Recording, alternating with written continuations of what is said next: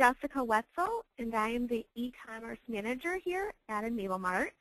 And I want to start off by thanking you for joining us today and participating in our webinar with Dave Wilkinson, who currently works for HIMSS Incorporated as their education specialist. Dave is going to introduce us to a brand new product on the market, an iPad-compatible video magnifier.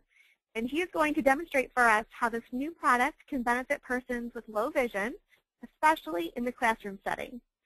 In my conversations with Dave, I witnessed firsthand his passion for this topic and his desire to provide relevant and meaningful education to you. So I am truly excited to be able to bring this webinar to you today.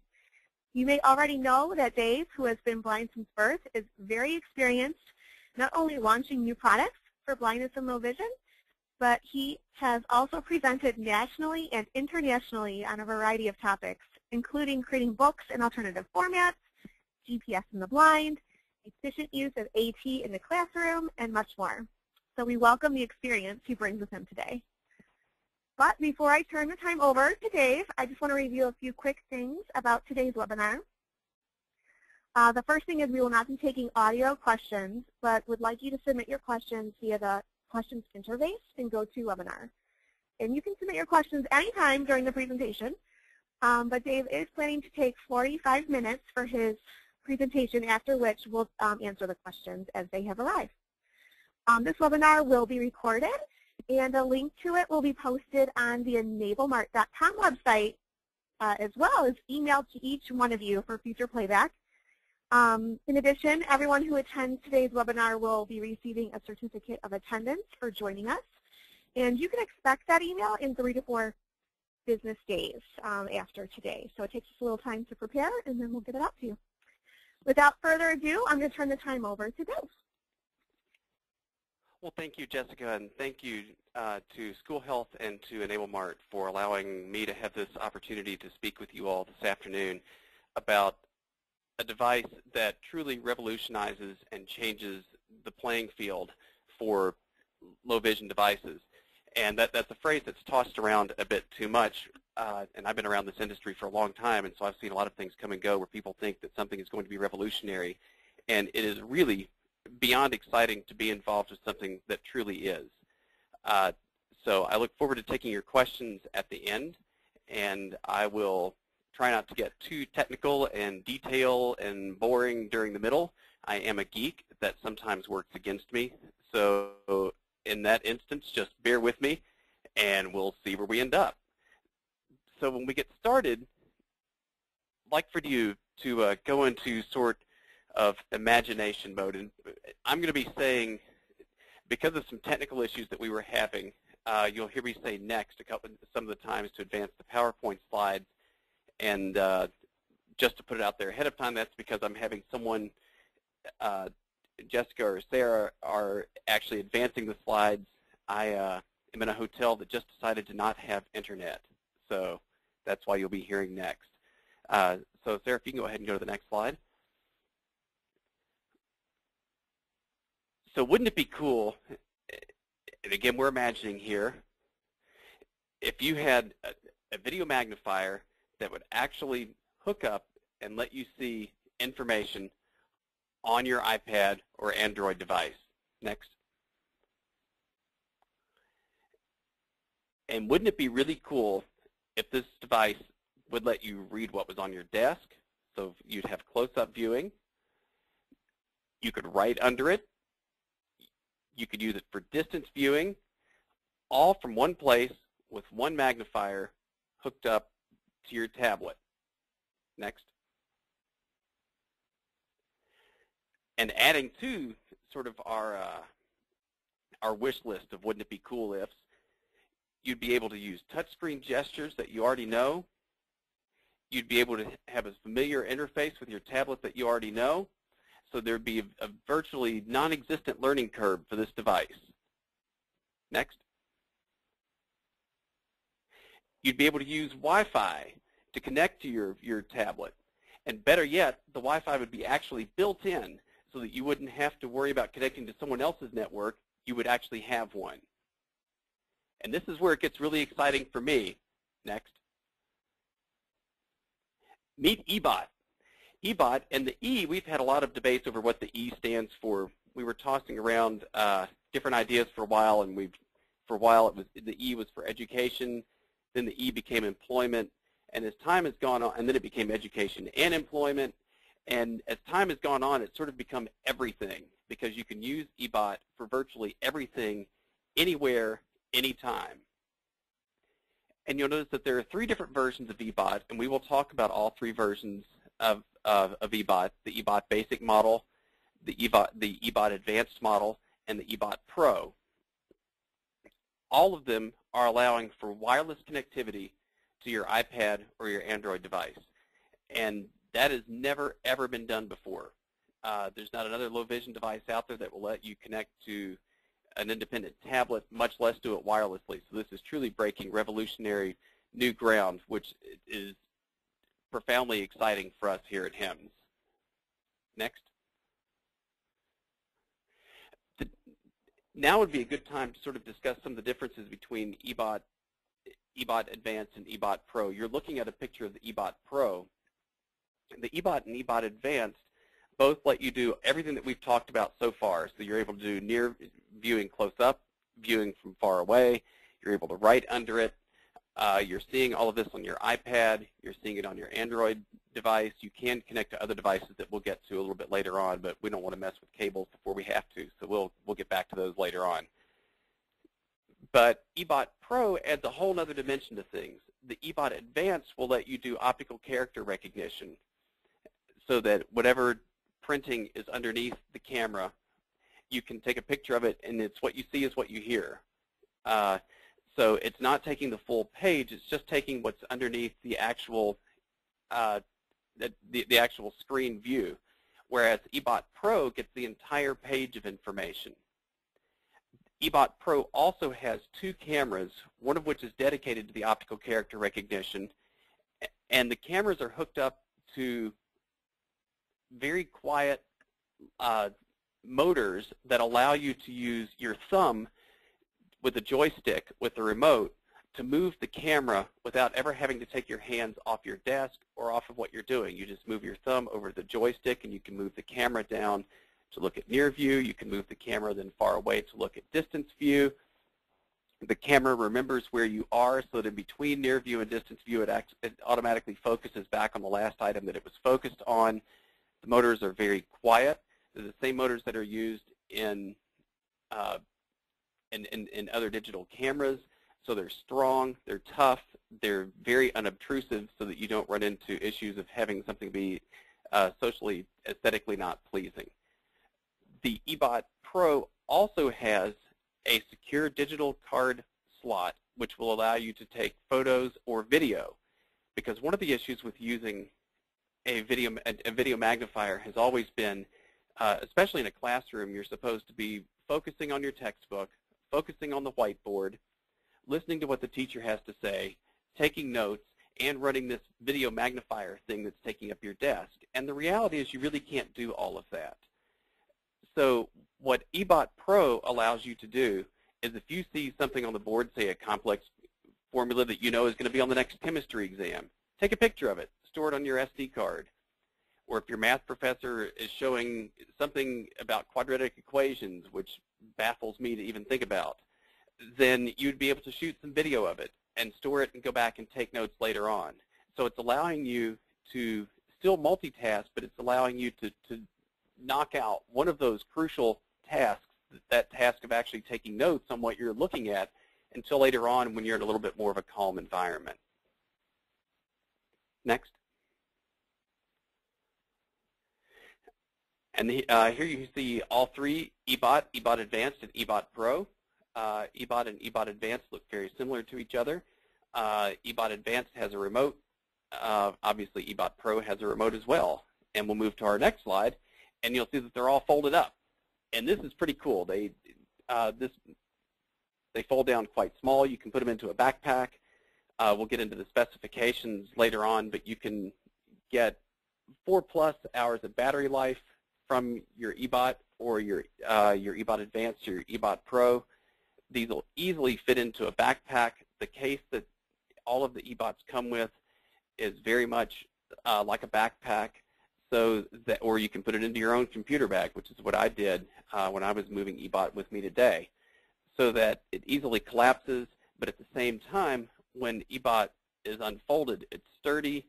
It has, and I've forgotten the technical term, so you'll have to forgive me, but it essentially has shock protection built into it so that when there are vibrations, when someone else is writing on a table, eBot is not going to lose focus. One of the really cool things that we've done in demonstrations with eBot is we've had someone hit the table, obviously not as hard as they can. You can always take things to wild extremes, but just an ordinary bang on the table. And that's usually enough to have a video magnifier lose its place. You can see the vibrations, you can see the camera shake, and that doesn't happen with eBot. So even though it folds up nice and small, it's able to unfold into an extraordinarily sturdy device that's well balanced and can withstand having your table whacked on so that the people around you don't have to be walking on eggshells. Next. As I was saying a while ago, the E in eBot we've really started to think of as E for everything, because you can use eBot in educational settings. You can use it at your job. You could use it for both education and your job if you're going back to school. You could use it at home. You could use eBot in your local library. eBot is small enough that it's going to be able to travel with you anywhere. It's got enough of a battery that it's going to make it through an average day. And you're able to connect it to your iPad, your Android device, a Mac, a PC, or an individual monitor, so that you've got plenty of connectivity options available. So, for example, if you go to your library, you may be able to use the library's PC if you didn't want to take your iPad with you, or their Mac, or whatever they've got. You're also able to easily carry it from one place to another, again, because it's incredibly portable. So if you're in the library, the cafeteria, in the office, wherever you happen to be, eBot is going to be right there with you. Next. One of the advantages to optical character recognition is you're getting a dual modality for access to your written information. One of the big buzzwords, as you all know, one of the big buzz concepts now is to provide dual modalities. We don't all think the same. Our brains don't all process information the same. Some people process auditory information a lot better than other people. I'm not a particularly good auditory processor. But the other thing that works into play here is that if your eyes get tired, you can switch at any point from looking at the text to hearing the text through optical character recognition, or you can actually have them both going at the same time so that you can see the word that's being spoken. It's highlighted on the screen, and so the word is being spoken. You're reading along on the screen, on your tablet, on your computer or your standalone monitor, and you're able to read and or listen to agendas, handouts, spreadsheets, magazines, books, you name it. And at the same time, you're still able to use eBot to look at charts, to look at pictures, to look at illustrations, to look at photographs. And this is one of the key things when you have someone who especially has had vision in the past and has lost some vision. They really miss the idea of being able to look at a photograph and be able to take it all in. And one of the beauties of a good video magnifier with an HD camera is that you can bring the crispness and clearness of the details of the photograph back to you. So in addition to being practical for knowledge, it's also just letting you look at some of the everyday joys of life. And at the same time, you're able to use it to fill out forms. It's tax time, so we could be using it to fill out our taxes. Not much fun, but awfully practical. You'd be able to sign those documents. You'd be able to take quizzes, and you'd be able to take tests. And you're able to look at distance viewing, whiteboards, maps. I always think of a county judge in Arkansas that I knew sometime back that I had set up with a video magnifier, and eBot would have been perfect for him. He had surveyor's maps all around the room. And with eBot Pro, he'd be able to take the motorized joystick and the camera and just whiz that camera around and look at all the maps all around the room, and he would be able to do his job. So that somebody is calling in and wants to know if they can put in a utility line in X piece of property, zoom, he'd be able to do it. So that's immediately using something for a job. And again, keep in mind that when eBot switches from distance viewing back to the near view, it's going to remember the last location. So it's going to remember the last word that you were on. It's going to let you pick up where you left off. Next.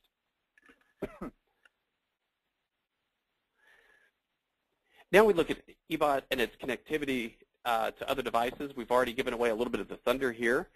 As you know, because I've mentioned it a number of times, it's wireless. It's going to connect through its own internal broadcast network, which means that you do not have to have another Wi-Fi network for eBot to work. We provide the Wi-Fi. So in the school, if the IT people have locked you out of Wi-Fi, they don't want students on their Wi-Fi, it's not going to make any difference for eBot. There's a switch on the side that you'll see in a picture later on where eBot will let you turn its own internal Wi-Fi network on or off. And when it's on, there's an app that you would download from the iTunes store or from the Google Play Store that you would have on your tablet, and they automatically synchronize together. But if you're not wanting to use a tablet, if you're wanting to go old school and use some wires, we do have USB 2.0 and USB 3.0 for a PC and a Mac, or you can hook this up through HDMI to any standalone monitor. And you can get monitors that are incredibly small. I've got a 14-inch monitor with me. I'm on the road at the moment, and it folds up and fits right in my backpack. And probably so you can get incredibly small, sturdy, flexible, low-priced monitors. But it's going to hook up to any monitor of any size or any computer screen of any size. Next. Not only do we give you choice as far as choosing how you're going to connect eBot to an external device, but we also give you control of how you are going to be able to control the eBot. eBot is going to allow you to either use onboard controls so that you'd be able to use controls that were on the eBot camera, or eBot is going to allow you to use the remote that you would get with either eBot Advanced or eBot Pro. If you're hooked up to a keyboard, you're going to be able, like for a Mac or your PC, you're going to be able to use keyboard commands. And if you're using your tablet, your Android or your iPad, you're going to be able to use simple touchscreen gestures. So we give you 3, and in some cases 4 different ways that you can actually interact with eBot. So you've got a versatility in the means of actually hooking it up, and then you've got a wide variety of means that you can use to actually use eBot connected to something else. Next.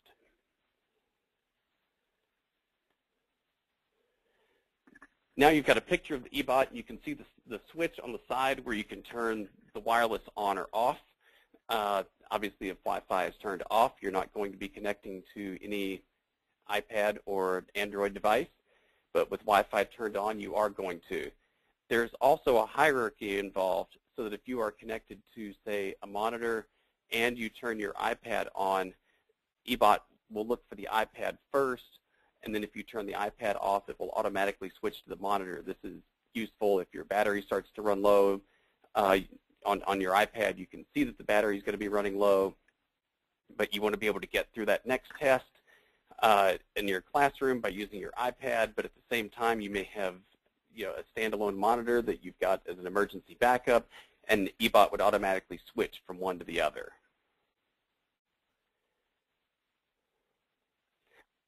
As we've covered before, when you're switching from distance magnification to magnification closer up, eBot Pro, remember, and eBot Advanced and eBot Pro, remember where you are. They're going to keep track of the last image that you looked at, and they're going to focus back on that image. They're also going to keep your contrast settings, your zoom settings, your color settings, so that you've actually got 2 separate sets of settings that are in play here, one for distance and one for near view. This is also a good time to point out that the speech engine that we're using for OCR is a cappella, so you get Ryan and Heather. For those of you who are into synthetic speech, you'll know Ryan and Heather. They pop up everywhere these days. They're good human-sounding speech, and those are the voices that we're using. There is a headphone jack So you would be able to plug in headphones. The whole world would not have to hear what you were listening to if and when you're using the OCR features. Next.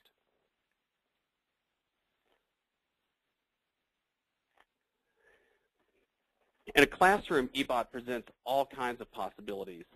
A whiteboard is going to be brought into, there's no more need for a student to sit at the front of a classroom or for a student to have to sit next to a wall. That was always a big thing a number of years ago, even when you first started to see distance viewing cameras, is that then you had to have a student sitting next to an electrical outlet. They didn't always want us to sit next to an electrical outlet. Everyone else didn't have to do that. Why should I have to do that? So with eBot being small, with eBot being portable, with eBot having a robust battery, that's an issue that's been taken care of, so that now the student can sit anywhere they want in the room, which is probably going to be in the back. Nothing against your students, but that's just the way it goes. A lot of the students like to sit in back. I did when I was in school.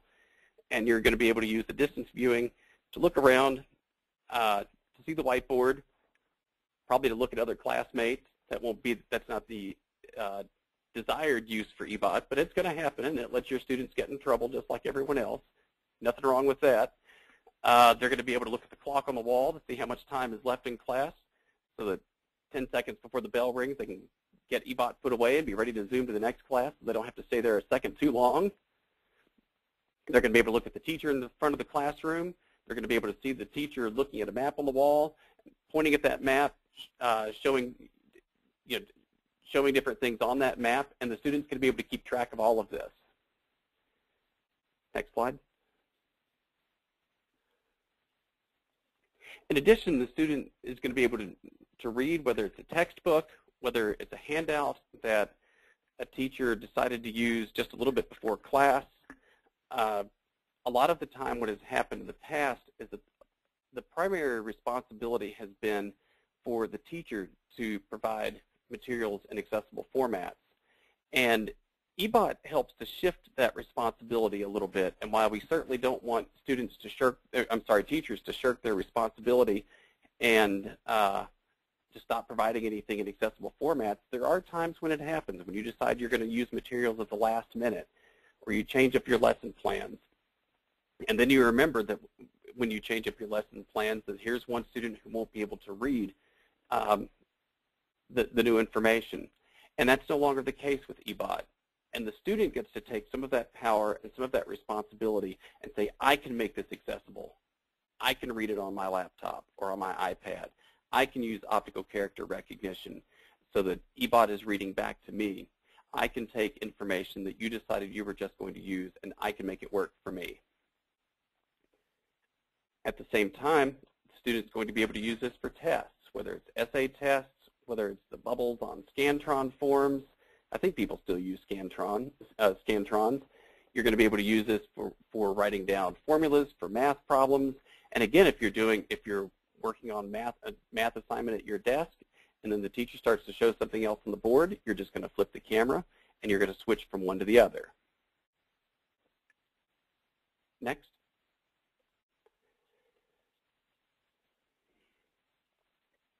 So we've already had a lot of the answers to this question, why eBot for education? But we'll go over them a little bit anyway.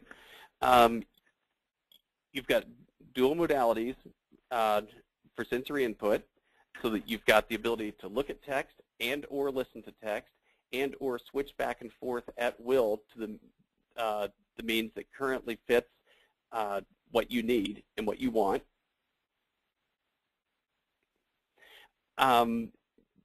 This can be written into an IEP, at which point your school systems are obligated to try to fulfill that need.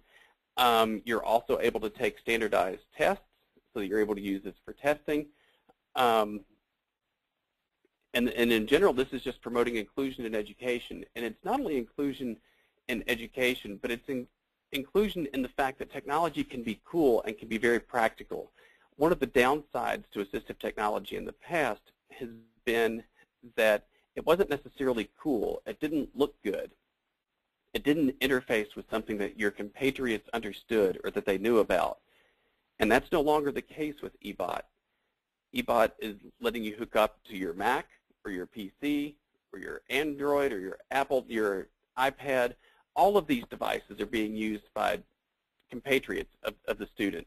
And the fact that it's an extremely good camera that offers the ability to focus in on really very minute details that are happening either close up or far off make it interesting. And again, if you've got a student that's about a 7th or 8th grade or beyond, they're probably going to use it to scope out that special someone that they would like to get to know a little bit better, just like their compatriots are doing who don't need video magnifiers. So there's sort of a cool or an interesting factor to eBot that hasn't always been there in the past. Next slide. So eBot for Students provides a solution that's easy to set up. You can get your seat and then you're ready to go. No more dawdling around, or at least not because of your assistive technology. You're going to have to find other excuses to dawdle. It's an incredibly user-friendly interface, whether you're using the touchscreen gestures, where you pinch your fingers together, for example, to make the text smaller, or spread them apart to make the text larger. You can use flicks to change things like color. Or if you're using familiar keyboard gestures, whatever interface you're choosing to use, it's going to take literally a matter of minutes to get to know eBot. And the good news for schools is that a lot of this technology schools already own. They already have a Mac or a PC or an iPad or an Android or a monitor. So the school has to get the camera, but they also are getting to use some technology that they already own, and that's a cost savings. And as a result of eBot's portability, as a result of its small size, its ease of use, and the fact that it can work with so many devices and allow you to see so much material, there's an easy transition between school and work, so that you can take the same material that you've been using in secondary schools and then take it beyond into post-secondary work and then into a job. Or if you're going right from school into the workplace, eBot's going to be ready for that as well.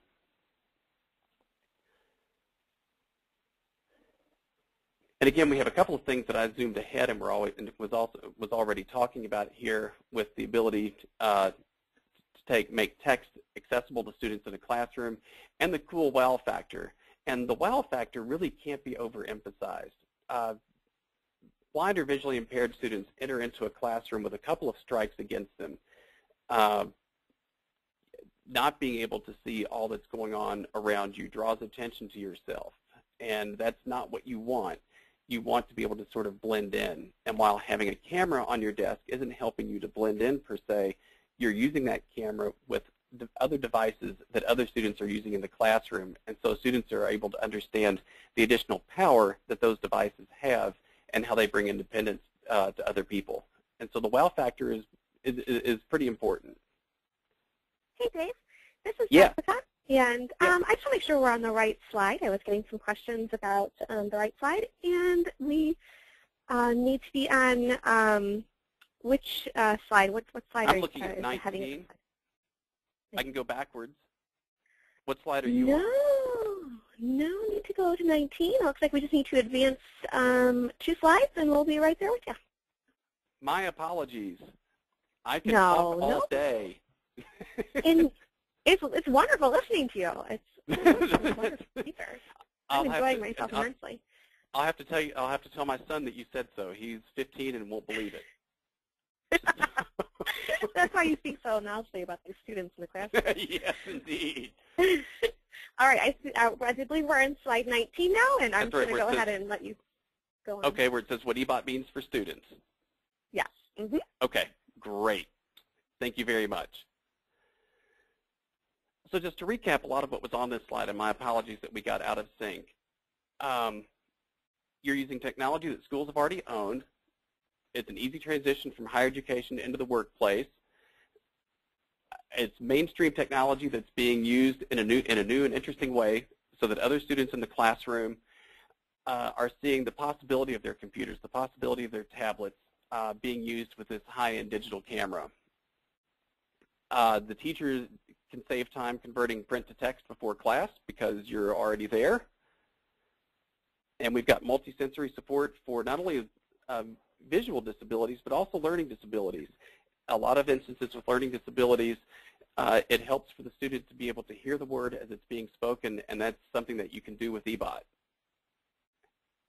And you get to save money by only getting one device. You can get a distance magnifier, a close-up magnifier, and an optical character recognition device all in one that folds up into a backpack and only weighs 5 pounds. It's hard to beat that. We're moving to slide 20. But it's not only a good deal for education. That's only part of the E in eBot, right? And now we look at the employment part of the E in eBot. You're using technology that's already in the workplace. You've got to get the eBot, but you've already got an iPad, you've already got an Android device, you've already got a Mac, or you've already got a PC. So the employer already has a good portion of what's necessary to make eBot work. With optical character recognition, if an employer forgets to make something accessible before a staff meeting, I can do it anyway. Or it just shifts, again, some of that power and responsibility from someone else back to me as the individual to take responsibility for providing my own access technology needs.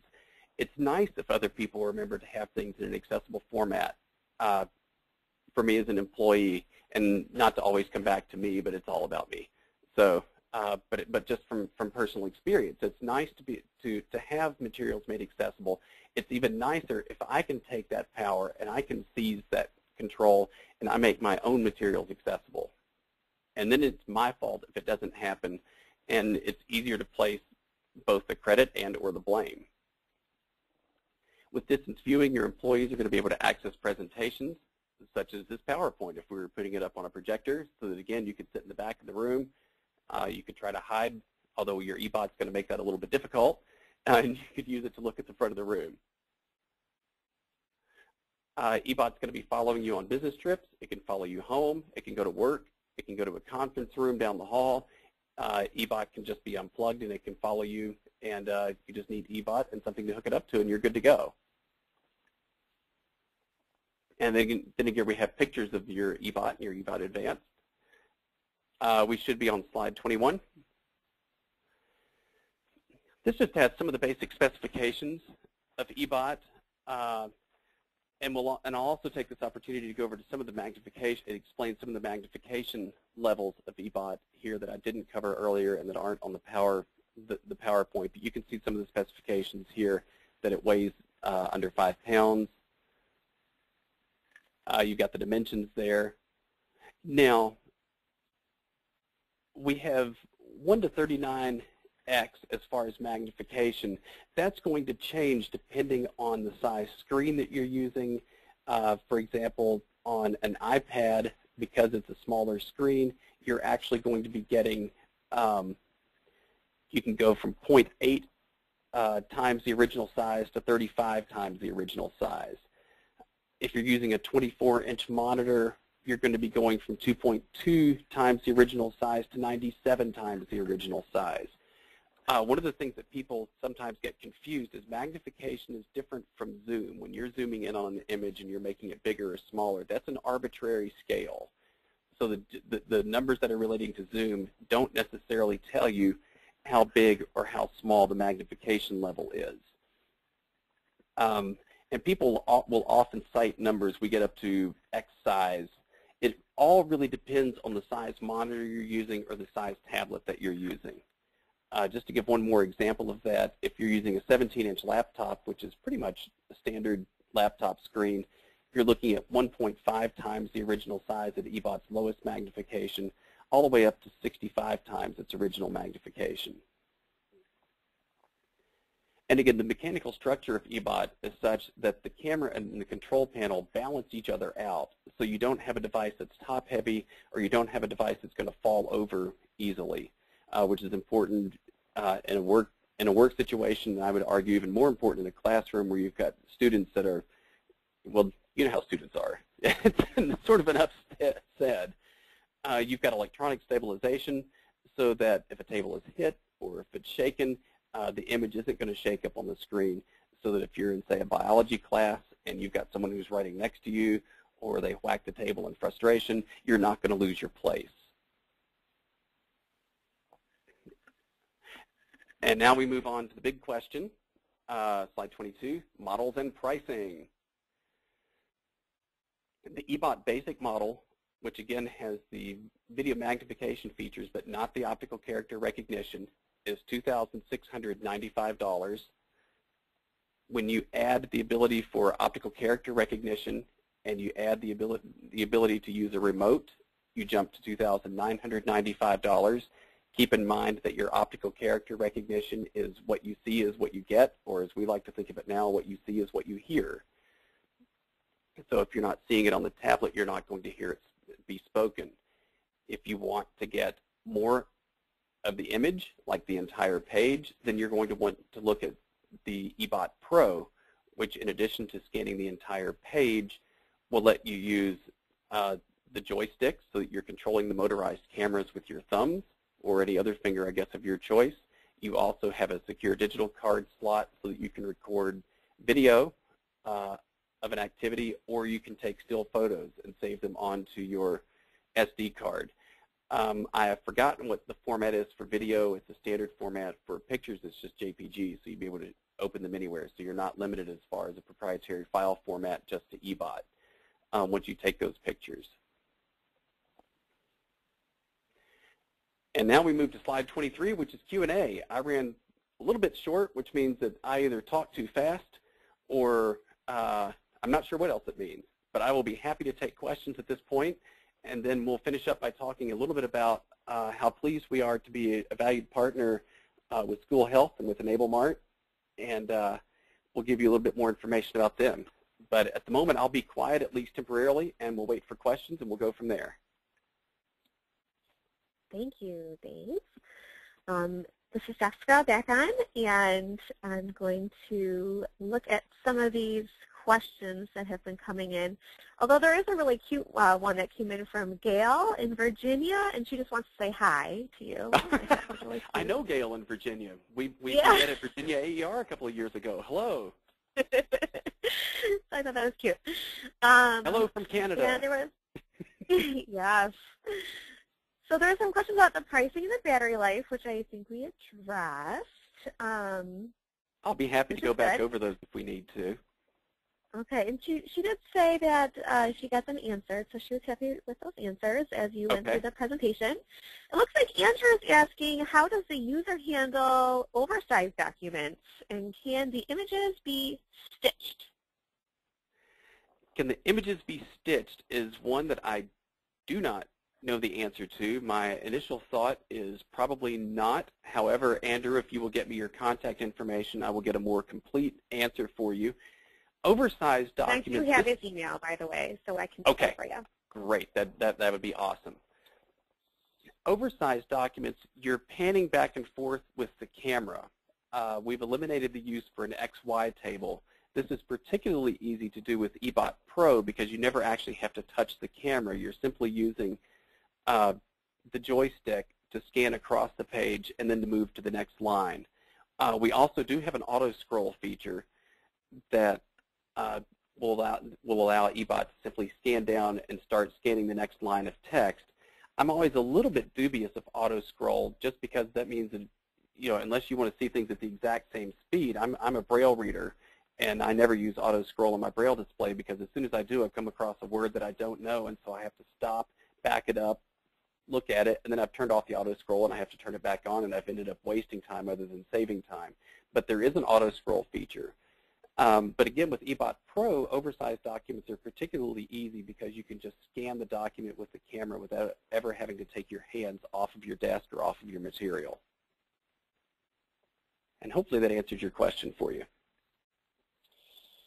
Thank you. We do have another one coming in. It's from Michael, and he says, when the text-to-speech is being used, does it offer highlighting and or masking the text on the screen while it is being spoken out loud? It does offer highlighting. I am not sure about masking. The brutal reality of this, Michael, is that this is new enough that I have gotten very little opportunity to play with one without other folks being around. I believe we offer masking, and Michelle, if you're still out there, feel free to jump in.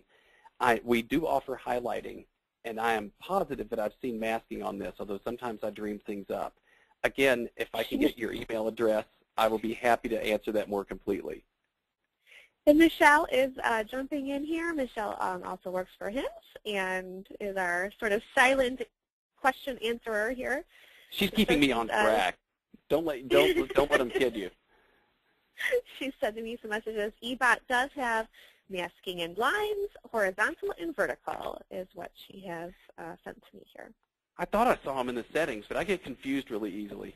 I did a lot of sports in high school, and I think I'm starting to see the effects as I get older.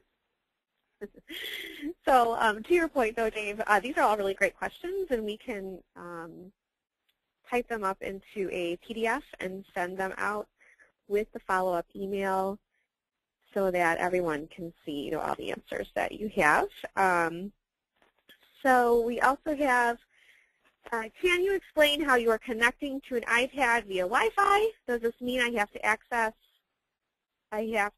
access to a Wi-Fi network to use eBot? It does not mean that. What we're doing, and this is a critical point, we have a self-contained broadcast network built into eBot so that even with, you could be on top of the highest mountain where there, or the deepest valley or whatever metaphor you want to use there. It wouldn't make any difference.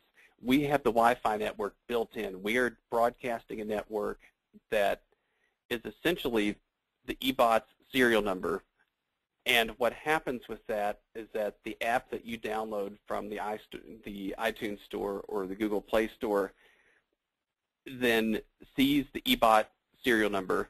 You choose which eBot, if there is more than one, that you're wanting to hook up with, and then you actually make the connection, which means that if you have multiple students using multiple eBots, there will be multiple independent wireless networks, and you'll be able to go from one. You're not limited in that way. So you could have multiple students literally sitting right next to each other using eBots and wirelessly being connected to their individual tablets. Okay. Will the the PowerPoint, can we share the PowerPoint with the attendees today? They would like a copy of the PowerPoint. I'm assuming that's fine, right? Absolutely, we can share the, like a salesperson's ever going to say no. We'll do it. To that. Right? No, so absolutely we can share the PowerPoint. All right, good. Can you go over, again, the magnification levels for different size monitors? Sure. And again, don't think of these so much as fixed numbers, I guess, but just sort of as an idea of the fact that eBot can get from really, really small to really, really big. My vision, for example, I can see light and some shadows, but I can't see a letter of print unless it's literally a couple inches big and really dark on a really light background. And one of the first times that I saw eBot, we were able, now obviously this isn't going to be practical for reading anything long term, but it was just kind of fun. We were able to make the letters really giant, and I was able to look at the shapes of letters, which was kind of cool. And so the reason I'm telling you this is that if I can see them, eBot's getting them really, really big. So that on an iPad, you're able to go from eBot's minimum setting, which is going to be 0.8, the original size, so it's going to be 0.8 times its original size, all the way up to 35 times the original size. And at 35 times the original size, you're going to be getting a couple or a few letters on that iPad screen. So it's going to be well beyond what's actually practical. On a 24-inch monitor, you're going to go from 2.2 times the original size of the text. And keep in mind that text is also different size, so 2.2 times the size of large text is going to be bigger than 2.2 times the size of really small text, all the way up to 97 times that original text. And again, at 97 times that original text, it's not going to be really practical, but we can do it. And so even if you've got someone who just wants to be able to see what the shapes of letters are, you would be able to do something like that, which is what I really have been doing with eBot. On a 17-inch laptop, you would be going from 1.5 times the original text up to 65 times the original text. And let's see, I think I've got one more that's located down here. No, I don't. I take it back. So hopefully that answers your question for you. Thank you. And then how heavy is eBot? I'm sorry, I totally didn't hear you. That's okay. How much does eBot weigh? eBot weighs a little bit under 5 pounds. And again, the weight differs very slightly between the eBot Basic and the eBot Advanced, and the eBot Pro is a tiny bit heavier because you've got the motors. Okay. And the additional camera. You did mention that this was a new product. Is it available at this point, or are we waiting for it to ship? eBot and eBot Advanced will be shipping in the very near future. We are hoping to be shipping within the next few weeks. eBot Pro will follow a little bit after that. We are taking orders for all three. If you're looking at the use of end-of-year monies as the fiscal year comes to a close, we will be able to get you models before the end of the fiscal year because a lot of school years end on June the 30th. We will easily be able to beat that. If you called and ordered an eBot right now, you would have to wait a little bit for it. We're hoping to get our first shipments of eBot Basic and Advanced models at the end of the month, and then the eBot Pro a couple months from now. Tony wants to know if you can show the price slide again, please. I can. Sarah went ahead and Sarah, that's going to be slide 22. So everyone can see the prices again. And that's really a good point, Tony. And in the follow-up email, we will also include a link to the website that will have all of this information. So you don't necessarily have to scribble all this down at this point, and we can provide you. And keep in mind when you're getting these to go to School Health, use EnableMart. We are privileged to be valued partners of School Health. We take great pride in having a strong relationship with School Health and EnableMart. So when you're ready to buy, give School Health a try. Thank you, Dave. We appreciate it. And so that's all the questions that we have. Just as a wrap-up, if we could go to the last slide, kind of going off, what Dave said, was that, this webinar was brought to you by EnableMart. We're thrilled that we have experts like Dave to come and speak to our customers about new products. And if you enjoyed today's webinar and would like notifications about future webinars, please feel free to subscribe to our emails. If you aren't already, it's on enablemart.com. And as a reminder, you will be receiving an email containing your certificate of attendance, which I see Diane's asking about documentation for CEUs. Yes, Diane. So 3 to 4 business days, we will be sending out an email that will contain your certificate of attendance, a link to the recording of this webinar, a PDF of the PowerPoint, and links to the product as well, so that you'll have everything kind of at your fingertips in one nice email. And if you have any questions, you can always respond to that email. It comes right to me, actually, Jessica Wetzel, so you can, let me know if I need to add anything for you guys. And then also we were going to add the questions too. Dave was going to answer the questions, and we'll send you a copy of all the questions and answers as well. So that concludes our webinar for today. Thank you again for attending. Everyone seems really excited. I'm getting thank you, very excited about the eBot. So we appreciate it, and we'll see you next time. That sounds great. Thank you very much, and thank you all. I know that you all are very busy. We appreciate the fact that you take time out of your day for this, and hopefully this has been useful and constructive for you. So thank you very much. Bye-bye.